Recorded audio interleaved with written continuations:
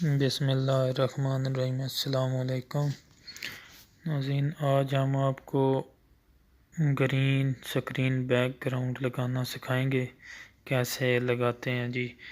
सबसे पहले आप यहाँ पे मीडिया पे जाएं, यहाँ से बैकग्राउंड में, और यहाँ से बैकग्राउंड आप सेलेक्ट कर लें।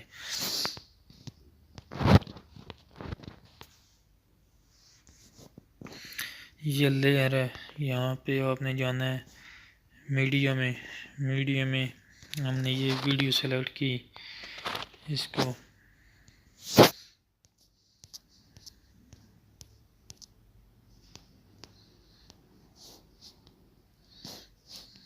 ये 2 मिनट और कुछ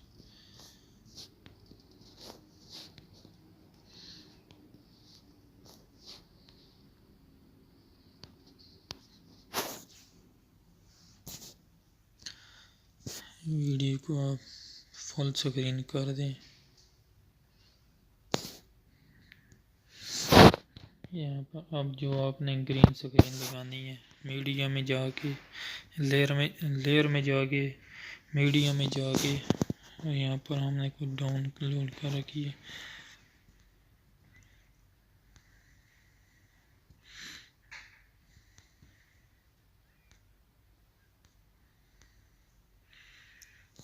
ये वाली हम लोग सेलेक्ट करते हैं।